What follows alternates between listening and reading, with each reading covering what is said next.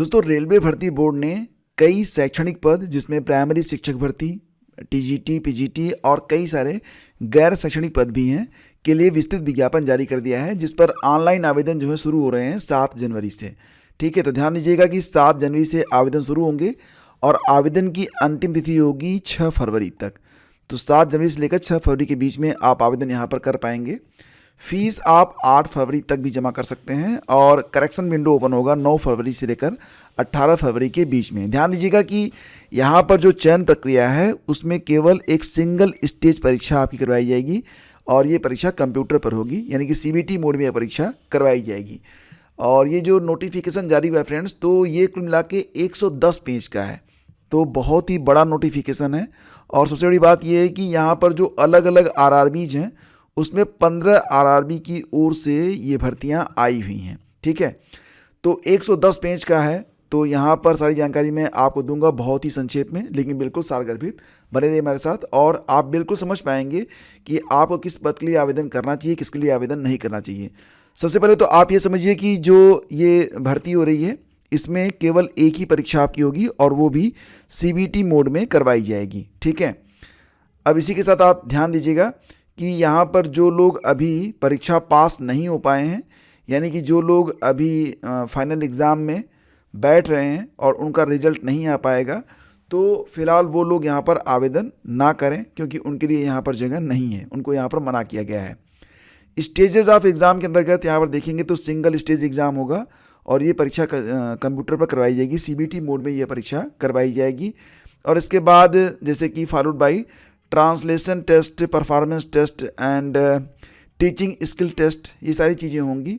लेकिन बेसिकली जो आपकी मेरिट बनेगी वो सीबीटी के आधार पर ही बनवाई जाएगी। ठीक है, इसके बाद देखेंगे तो नेगेटिव मार्किंग भी रहेगी। आगे मैं आपको सिलेबस भी बता रहा हूँ, तो यहाँ पर जो मूल बातें हैं ये मैं आपको दिखा देता हूँ, आप समझ पाएंगे इसको। देखो, यहाँ पर ना आपको केवल एक ही फॉर्म भरना है। ठीक है, आप 2 फॉर्म नहीं भर सकते हैं, तो केवल एक फॉर्म ही आप भरिएगा। 2 फॉर्म किसी भी हालत में मत भरिएगा। अगर आप 2 फॉर्म भरते हैं तो आपका फॉर्म तो रिजेक्ट होगा भी, भविष्य की परीक्षाओं के लिए आप डिबार्ड भी हो सकते हैं। तो ये जो है 1.5 में इस बात को लिखा गया है, तो इसको आप ध्यान रखिएगा, केवल एक फॉर्म ही आप यहाँ पर भर सकते हैं। ठीक है, इसके बाद देखते हैं तो वैकेंसीज़, इसके बारे में जानकारी आगे आपको मैं बता रहा हूँ कि कौन कौन सी वैकेंसीज़ हैं। साथ ही साथ यहाँ पर बाकी जानकारी जैसे कि कहाँ कौन कौन से लोग फॉर्म भर सकते हैं, तो जो इंडियन है वो तो भरेंगे ही, साथ ही साथ नेपाल, भूटान और जो तिब्बती रिफ्यूज़ी हैं वो लोग भी यहाँ पर फॉर्म भर सकते हैं।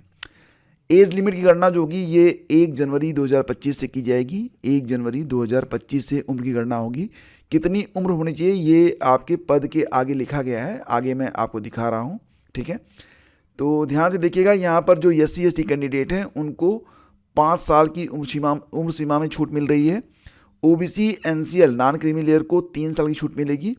और जो एक्स सर्विसमैन हैं, ठीक है, तो जैसे कि UR और EWS में आ रहे हैं, जनरल और EWS में आ रहे हैं तो उनको 3 साल, OBC NCL में आ रहे हैं तो 6 साल, SC ST में आ रहे हैं तो 8 साल तक की छूट उनको उम्र सीमा में यहाँ पर दी जाएगी। तो उम्र की कोई कमी नहीं है, पर्याप्त आपकी उम्र यहाँ पर रखी गई है। ठीक है, और एक बात और भी, ये 5.4 ध्यान से देखिएगा, इसमें लिखा गया है कि no age relaxation is allowed to SC ST OBC NCL, यानी कि अगर SC ST और OBC NCL कैटेगरी के अभ्यर्थी आवेदन करते हैं अनरिजर्व्ड वैकेंसीज़ के अंतर्गत, तो फिर उनको उम्र सीमा में यहाँ पर जो छूट है वो नहीं दी जाएगी। हालांकि ऐसा होना तो नहीं चाहिए था, लेकिन ऐसा यहाँ पर हो रहा है। ठीक है, इसके बाद आगे बढ़ते हैं, तो ये देखो यहाँ पर एग्जामिनेशन फ़ीस के बारे में बात की जा रही है।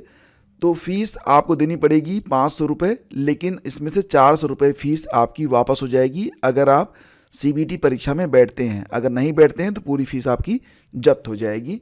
और वहीं पर जो दिव्यांग हैं या फीमेल कैंडिडेट हैं, ट्रांसजेंडर हैं, एक्स सर्विसमैन हैं, SC ST माइनॉरिटी कम्युनिटीज से आते हैं, इकोनॉमिकली बैकवर्ड क्लास से हैं, EBC, तो उनको 250 रुपये फ़ीस देनी है और उनकी भी फ़ीस जो होगी ये वापस कर दी जाएगी अगर वो CBT परीक्षा में बैठते हैं। तो अगर नहीं देते हैं परीक्षा, केवल फॉर्म भरते हैं, तो फ़ीस आपकी जब्त हो जाएगी। ठीक है, ध्यान दीजिएगा इस बात पर कि फ़ीस तो 100 रुपये ही रखी गई है, लेकिन परीक्षा देना पड़ेगा आपको 400 रुपये वापस लेने के लिए। ठीक है, इसके बाद यहाँ पर जो भी चीज़ें रहेंगी ना मैं आपको बताता रहूँगा। द इंडियन रेलवेज ये देखो, ये है आपकी वेबसाइट www.indianrailways.gov.in। यहाँ पर आपको सारी जानकारी जो है वो मिलती रहेगी। हालांकि जिस आरआरबी में जहाँ से आप आवेदन करना चाहेंगे, आपको आवेदन उसी आरआरबी की वेबसाइट पर जाकर करना पड़ेगा, ठीक है। और मैंने यहाँ पर सारी चीज़ें पहले से ही आपके लिए बना रखी हैं, हाईलाइट कर रखी हैं। जैसे कि जो आपकी भर्ती प्रक्रिया है, रिक्रूटमेंट प्रोसेस जो होगा, तो यहाँ पर सबसे पहले तो आप फॉर्म भरेंगे। ध्यान दीजिएगा कि ये बात फिर से बताई जा रही है आपको कि candidate should apply only through online mode, ठीक है। और candidate can apply to only one RRB and only one common online application. केवल एक आरआरबी से केवल एक फॉर्म ही आपको भरना है। The selection of RRB once exercise shall be final. जो आरआरबी एक बार आप चुनेंगे वही फाइनल रहेगा। ऐसा नहीं कि बाद में आप आरआरबी को बदल नहीं पाएंगे। अगर आप मुंबई को चुन लेते हैं, बाद में प्रयागराज आना चाहते हैं, इलाहाबाद आना चाहते हैं, तो नहीं आ पाएंगे। तो ध्यान से देख लीजिएगा। और एक बात और भी कि application to more than one RRB by a candidate will lead to rejection at all the applications. तो केवल एक आरआरबी में केवल एक फॉर्म भरिएगा भाई साहब, 2 फॉर्म कतई मत भरिएगा, अदरवाइज बहुत नुकसान होगा आपका, ठीक है। और वही चीज़ यहाँ पर है कि जो परीक्षा होगी वो सिंगल स्टेज रहेगी। इसमें सीबीटी मोड में परीक्षा आपकी करवाई जाएगी। और आप सीबीटी में अगर क्वालिफाई करते हैं, यहाँ पर क्वालिफाइंग क्राइटेरिया भी रखा गया है, यानी कि एक निश्चित मार्क लेकर आना आपके लिए ज़रूरी है। तो देखेंगे यहाँ पर क्या बताया जा रहा है कि the question paper for single stage CBT will be 19 minute, duration for 100 questions. तो यहाँ पर 90 मिनट यानी कि 1.5 घंटे की परीक्षा होगी, जिसमें 100 प्रश्न आपसे पूछे जाएंगे। और जो दिव्यांग हैं उनको 2 घंटे का समय यहाँ पर दिया जाएगा, ठीक है। और सभी प्रश्न जो होंगे वो MCQs रहेंगे। और परीक्षा जो होगी वो कंप्यूटर पर होगी, ठीक है। यहाँ पर बताया जा रहा है कि क्या क्या चीज़ें आपसे एग्ज़ाम में पूछी जाएंगी। तो देखो यहाँ पर ना, प्रोफेशनल एबिलिटी से 50 प्रश्न होंगे, 50 नंबर। जनरल अवेयरनेस से 15 प्रश्न होंगे, 15 नंबर। जनरल इंटेलिजेंस और रीजनिंग से 15 प्रश्न होंगे, 15 नंबर। मैथमेटिक्स से 10 प्रश्न होंगे, 10 नंबर। जनरल साइंस से 10 प्रश्न होंगे, 10 नंबर। यानी कि कुल मिला के 100 प्रश्न होंगे, 100 नंबर। और नेगेटिव मार्किंग रहेगी 1/3, ठीक है। तो ये ध्यान दीजिएगा। बाकी आप यहाँ से देख सकते हैं कि जो आपका डिटेल सिलेबस है, ये नोटिफिकेशन आप टेलीग्राम चैनल और व्हाट्सएप ग्रुप दोनों का लिंक मैं पहले कमेंट में दूंगा, वहाँ से जाकर आप ज्वाइन कर लीजिएगा, वहाँ पर आपको मिल जाएगा।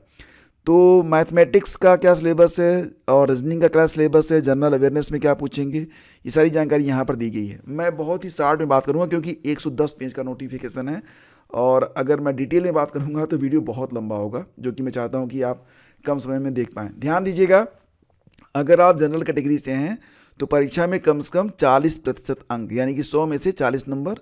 EWS वालों को भी 40 नंबर, OBC NCL को 30 नंबर, SC ST को 30 नंबर, ST को 25 नंबर प्राप्त करना अनिवार्य है। अब परसेंटेज दिया गया है तो सीधे सीधे 100 नंबर का है तो इतने ही नंबर हो जाएंगे, ठीक है। तो यहाँ पर देखो, जो जूनियर ट्रांसलेटर हिंदी का सिलेबस होगा थोड़ा सा अलग रहेगा, वो आप देख लीजिएगा, ठीक है। इसके बाद आगे बढ़ते हैं और देखो हाउ टू अप्लाई। तो चेक आरआरबी वेबसाइट वैकेंसीज। पहले तो आप ये देख लीजिएगा कि जिस पद के सापेक्ष आप आवेदन करना चाहते हैं वो किस आरआरबी में वो पद है, क्योंकि हर आरआरबी में समान पद नहीं है। कुछ आरआरबी में टीजीटी की पोस्ट है, पीजीटी की पोस्ट है, प्राइमरी की पोस्ट है, तो कुछ में है ही नहीं, ठीक है। और कुछ आरआरबी में तो बिल्कुल पोस्ट ही नहीं है। तो ध्यान से देख लीजिएगा, आगे मैं आपको दिखा रहा हूँ, उस हिसाब से आप देख के आरआरबी का सिलेक्शन करिएगा। और यहाँ पर देखिए कि once the RRB has been selected, एक बार जो आरआरबी आपने चयन कर लिया फिर आप उसे बदल नहीं पाएंगे। ध्यान दीजिएगा, मैं पुनः बता रहा हूँ आप सभी लोगों को। तो आरआरबी का चयन सोच समझ के कीजिएगा, ठीक है। कौन कौन से आरआरबी में ये नोटिफिकेशन आया हुआ है, तो पूरी लिस्ट यहाँ पर दी गई है। अहमदाबाद, चेन्नई, मुजफ्फरनगर, अजमेर, गोरखपुर, पटना, बेंगलुरु, गुवाहाटी, प्रयागराज, भोपाल, जम्मू, श्रीनगर, रांची, भुवनेश्वर, कोलकाता, सिकंदराबाद, बिलासपुर, मालदा, सिलीगुड़ी, चंडीगढ़, मुंबई और तिरुवनंतपुरम। अनेक्जर 7 पेज नंबर 41 पर आपका जो डिटेल सिलेबस है ये दिया गया है। जैसे कि हम देखेंगे यहाँ पर जूनियर ट्रांसलेटर हिंदी के सिलेबस है क्या रहेगा, तो आसानी से देख सकते हैं आप यहाँ पर कि जो जनरल पोर्शन रहेगा ना, उसमें कुल मिला के 50 प्रश्न होंगे। बाकी लैंग्वेज पोर्शन में 30 प्रश्न जो होंगे वो हिंदी से होंगे और बाकी जो 20 प्रश्न होंगे वो इंग्लिश से रहेंगे। सिलेबस यहाँ पर दिया गया है, आप सिलेबस देख सकते हैं। सिलेबस फॉर हिंदी लैंग्वेज, इसमें समानार्थी शब्द, पर्यायवाची शब्द, विलोम, प्रत्यय, उपसर्ग, संधि विच्छेद, मुहावरे और लोकोक्तियाँ, तद्भव तत्सम, वाक्यांश के लिए एक शब्द और शब्द वाक्य शुद्धि। और इसी प्रकार से सिलेबस फॉर इंग्लिश लैंग्वेज दिया गया है, जिसमें सिनोनिम्स है, translation into Hindi, suffix, prefix, phrases, arrangement the word in proper sequence and so on. तो इसी के साथ आप देखेंगे जो जितने भी पद यहाँ पर दिए गए ना, उनका पूरा डिटेल सिलेबस यहाँ पर दिया गया है। Like as staff and welfare inspector, इसके बाद सिलेबस है चीफ लॉ असिस्टेंट का। नेक्स्ट है आपका सीनियर पब्लिसिटी इंस्पेक्टर के लिए सिलेबस यहाँ पर है। इसके बाद ऑल पोस्ट, यानी कि यहाँ पर अब बात कर रहे हैं हम लोग पीजीटी के बारे में, तो पीजीटी का सिलेबस क्या रहेगा। साथ ही साथ नीचे टीजीटी के बारे में भी सिलेबस यहाँ पर दिया गया है। जैसे कि देखेंगे तो एजुकेशन से कुल मिला के 22 से 28 प्रश्न पूछे जाएंगे। देखो यहाँ पर क्या बात हो रही है, यहाँ पर जनरल पोर्शन की बात हो रही है, ठीक है, all post PGT and TGT के लिए। तो एजुकेशन से 22 से 28 प्रश्न रहेंगे, जिसमें philosophy of education, sociology and education in the Indian context, और है education culture and human values, और है democracy and education, education and integration, ठीक है। Psychology of learner and teaching से 13 से 18 प्रश्न होंगे, और करिकुलम एंड इंस्ट्रक्शन से 8 से 12 प्रश्न होंगे। इसमें करिकुलम डेवलपमेंट, ट्रांजिशन वगैरह सब पूछा जाएगा, ठीक है। स्किल्स एंड कॉम्पिटेंसी से मीन एंड इंस्ट्रक्शन डिलीवरी, कुल मिला के 50 प्रश्न यहाँ पर आपसे पूछे जा रहे हैं। इसके बाद आगे है आपका फिजिकल ट्रेनिंग इंस्ट्रक्टर, तो इसमें क्या क्या सिलेबस है आप देख सकते हैं आप। फिजिकल ट्रेनिंग इंस्ट्रक्टर के बाद आप देखेंगे असिस्टेंट टीचर के लिए जो पद रहेगा उसके लिए क्या सिलेबस है। इसमें एजुकेशन साइकोलॉजी है और education technology and teaching learning process. तो 25 से 29 प्रश्न होंगे एजुकेशन साइकोलॉजी से। एजुकेशन टेक्नोलॉजी से कुल मिला के 18 से 22 प्रश्न होंगे। तो कुल मिला के कंप्यूटर एंड इट्स एप्लीकेशन से 2 से 4 प्रश्न, कुल मिला के 50 प्रश्न आपसे पूछे जाएंगे। तो एग्ज़ाम में क्या होगा, एग्ज़ाम में देखो कुल 100 प्रश्न होंगे।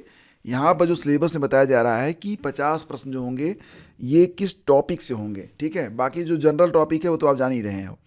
इसके बाद देखेंगे म्यूज़िक टीचर में क्या क्या प्रश्न पूछा जाएगा म्यूज़िक टीचर के लिए। साथ ही साथ lab assistant grade 3 chemist and metallurgist के लिए यहाँ पर सिलेबस दिया गया है।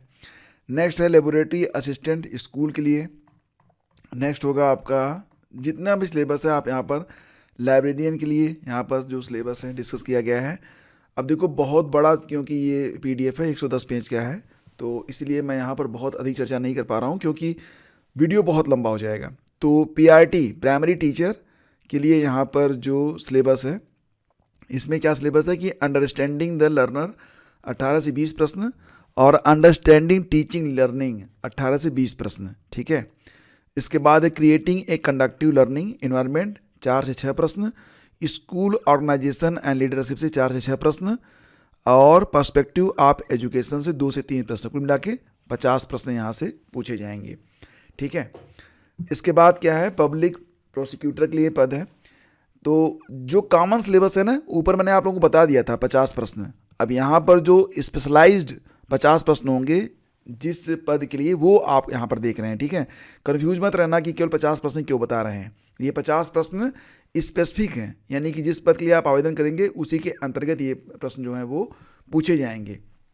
इसमें साइंटिफिक सुपरवाइजर से आप देख रहे हैं सभी जो 50 प्रश्न स्पेसिफिक है ना, वही यहाँ पर डिस्कस किए जा रहे हैं। बाकी जो जनरल था वो मैंने सबसे पहले ही आपको बता दिया था, ठीक है। तो वो सारी चीज़ें भी, वो सारे टॉपिक भी आपको कवर करने हैं, प्लस जिस पद के लिए आप आवेदन कर रहे हैं उससे संबंधित ये 50 प्रश्न भी आपको अटेम्प्ट करने पड़ेंगे। इस प्रकार कुल मिला के 90 मिनट में आपको 100 प्रश्नों का जवाब देना पड़ेगा। सभी प्रश्न होंगे वो MCQs रहेंगे। साइंटिफिक असिस्टेंट के लिए यहाँ पर सिलेबस दिया गया है। नेक्स्ट आपका होगा, आप देखो यहाँ पर ना पोस्ट पैरामीटर्स दिए गए हैं, यानी कि जिस पद के लिए आप आवेदन कर रहे हैं उसकी एलिजिबिलिटी क्या होनी चाहिए। तो सिंपली पहले देख लेते हैं यहाँ पर, जैसे कि पोस्ट ग्रेजुएट टीचर कॉमर्स के लिए यहाँ पर पद है, ठीक है। तो पे लेवल दिया गया है, सबसे पहले पे लेवल 8 रहेगा यहाँ पर, और 47,600 रुपये पे रहेगा। मेडिकल स्टैंडर्ड C2 रहेगा। मिनिमम एज 18 से 48 के बीच में होनी चाहिए। बाकी आप यहाँ देख सकते हैं ये क्या क्या क्वालिफिकेशंस यहाँ पर मांगी जा रही है।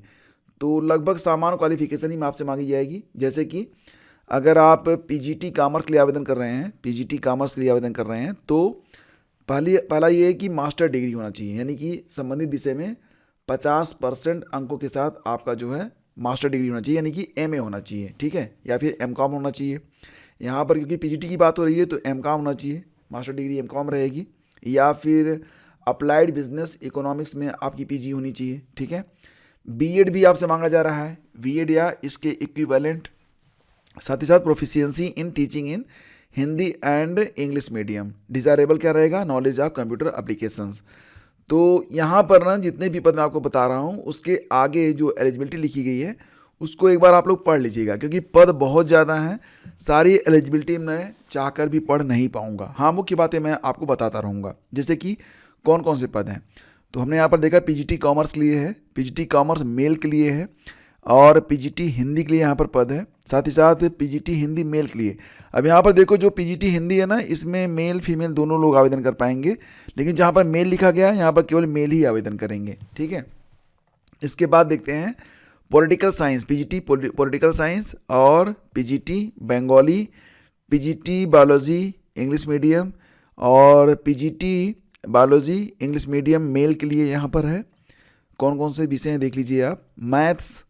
मैथ्स पीजीटी मैथ और पीजीटी मैथ फीमेल के लिए है। इसके बाद पीजीटी केमिस्ट्री के लिए है, पीजीटी केमिस्ट्री के लिए है, और पीजीटी इकोनॉमिक के लिए पद है। नेक्स्ट आपका होगा पीजीटी इंग्लिश फीमेल के लिए है, और पीजीटी इंग्लिश मेल के लिए भी पद है, ठीक है।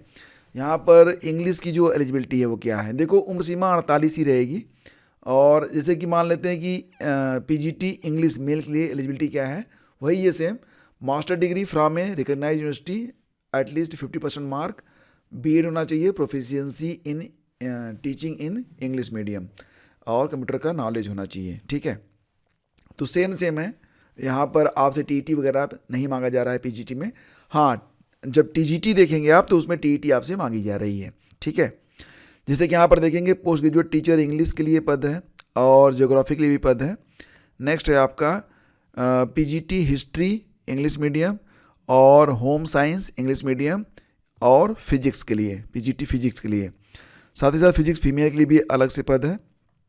नेक्स्ट है आपका फिजिक्स मेल के लिए भी पद है, सोशियोलॉजी के लिए पद है। नेक्स्ट है एजुकेशन के लिए, तो एजुकेशन फिजिकल एजुकेशन है, ये एजुकेशन नहीं है, फिजिकल एजुकेशन के लिए पद है।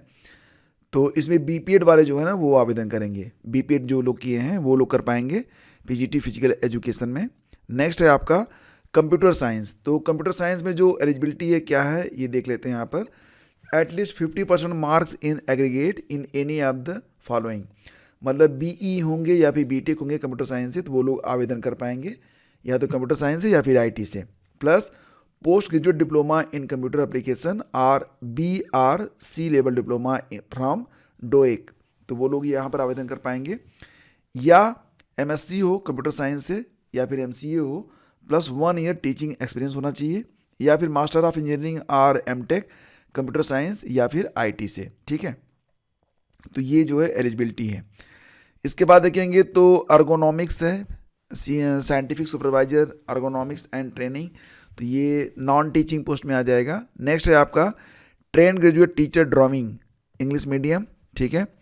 नेक्स्ट है आपका यहाँ पर train graduate teacher art Bengali medium. यहाँ पर कुछ नॉन टीचिंग पोस्ट हैं, जैसे कि चीफ लॉ असिस्टेंट है, पब्लिक प्रोसिक्यूटर है, फिजिकल इंस्ट्रक्टर इंग्लिश मीडियम में है।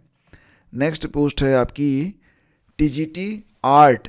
अब यहाँ पर देखो बात क्या हो रही है, अब यहाँ से आपके जो पद हैं वो टीजीटी वाले पद स्टार्ट हो गए हैं। तो टीजीटी आर्ट इंग्लिश मीडियम, तो यहाँ पर जो एलिजिबिलिटी है मैं आपको आगे दिखा देता हूँ। टीजीटी बायोलॉजी के लिए भी पद है यहाँ पर इंग्लिश मीडियम के लिए। नेक्स्ट है आपका टीजीटी इंग्लिश। नेक्स्ट है टीजीटी ज्योग्राफी और टीजीटी हिंदी, और है आपका टीजीटी मैथ, ठीक है। नेक्स्ट है आपका यहाँ पर TGT math English medium. Next है आपका टीजीटी मैथ एंड साइंस, ठीक है। नेक्स्ट है म्यूज़िक म्यूज़िक के लिए भी यहाँ पर पद हैं। अच्छा, उम्र सीमा भी वही है, सेम है, 18 से 48 साल के बीच में आपकी उम्र सीमा होनी चाहिए। और फिजिक्स केमिस्ट्री बायोलॉजी वालों के लिए भी यहाँ पर पोस्ट है, और फिजिक्स केमिस्ट्री मैथ वालों के लिए भी यहाँ पर पोस्ट है। ठीक है, नेक्स्ट आपका क्या रहेगा, संस्कृत के लिए भी यहाँ पर पद है, टीजीटी संस्कृत है। नेक्स्ट है आपका टीजीटी साइंस। तो टीजीटी साइंस में कौन कौन से लोग आवेदन कर पाएंगे, तो देख लीजिए यहाँ पर एलिजिबिलिटी दी गई है। कई सारी एलिजिबिलिटीज़ हैं और करके। पहला तो ये है कि ग्रेजुएशन होना चाहिए with subjects botany, zoology and chemistry या physics, and 2 year diploma in elementary education by whatever name known. ठीक है, या फिर at least 50% marks in either in graduation or in PG. ठीक है, एंड बीएड आपसे मांगा जा रहा है। तो एलिजिबिलिटी देख के आप लोग आवेदन करेंगे। यहाँ पर बीएड या फिर मतलब बीएड या उसके समकक्ष अगर आपने कोई कोर्स किया हुआ है तो आप आवेदन यहाँ पर कर पाएंगे। नेक्स्ट है आपका यहाँ पर computer science, TGT computer science. Next है आपका सोशल साइंस। सोशल साइंस में वही कंडीशन है कि फिजिक्स और ज्योग्राफी, यहाँ पर हिस्ट्री या ज्योग्राफी में से एक आपका होना मस्ट होना चाहिए। इतिहास या भूगोल आपने जरूर पढ़ा हो, साथ ही साथ कॉम्बिनेशन बनना चाहिए इतिहास, भूगोल, इकोनॉमिक और पॉलिटिकल साइंस के साथ में। और 2 साल का डिप्लोमा इन एलिमेंट्री एजुकेशन, जैसे बीएड वगैरह आपने किया हुआ हो। और कई सारी एलिजिबिलिटी यहाँ पर दी गई हैं और करके।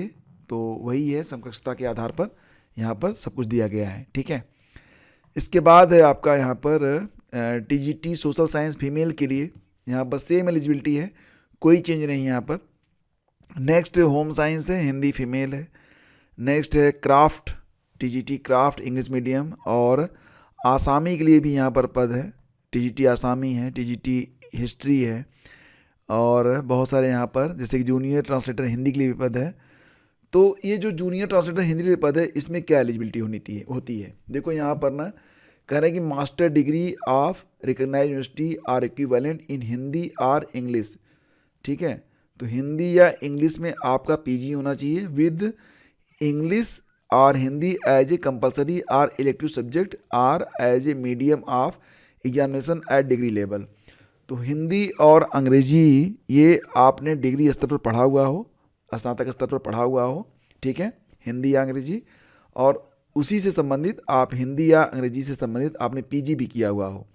ठीक है, तो आप यहाँ पर आवेदन कर सकते हैं ट्रांसलेटर के लिए, जूनियर ट्रांसलेटर हिंदी के लिए। ठीक है, बाकी आप यहाँ देखिए एक पद है सीनियर पब्लिसिटी इंस्पेक्टर का भी यहाँ पर पद दिया गया है। Staff and welfare inspector, librarian, तो जिन लोगों ने 4 साल का लाइब्रेरी साइंस का कोर्स कर रखा है या फिर graduation with professional qualification of diploma in librarianship में किया हुआ है। म्यूजिक टीचर फीमेल, अब यहाँ पर देखेंगे प्राइमरी टीचर के लिए पद है। तो प्राइमरी टीचर में वही है कि डीएलएड होना चाहिए। यहाँ पर आपका दिया गया है कि 12th +2 stage or its equivalent with at least 50% mark and 2 year diploma in elementary education by whatever name known. ठीक है, तो यहाँ पर 2 साल का डिप्लोमा इन एलिमेंट्री एजुकेशन होना चाहिए। साथ ही साथ आर के बहुत सारी यहाँ पर जो है आपसे मतलब क्वालिफिकेशन मांगी गई है। इसमें देखो ये पुरानी एलिजिबिलिटी भी दे दी गई है, graduation with at least 50% mark and bachelor of education. तो बीएड वाले भी यहाँ पर आवेदन कर सकते हैं according to this notification. BEd वाले भी यहाँ पर प्राइमरी टीचर में एलिजिबल हैं, यहाँ पर दिया गया है भाई साहब। तो फिलहाल तो आगे चलकर हो सकता है संशोधन हो ना हो, लेकिन अभी तो यहाँ पर बीएड को शामिल किया गया है। ठीक है, देख सकते हैं आप। नेक्स्ट रहेगा आपका प्राइमरी टीचर इंग्लिश के लिए। इसमें भी बीएड वालों को देखो यहाँ पर दिया गया है। तो बीटीसी बीएड दोनों के लिए यहाँ पर प्राइमरी में मौका मिल रहा है।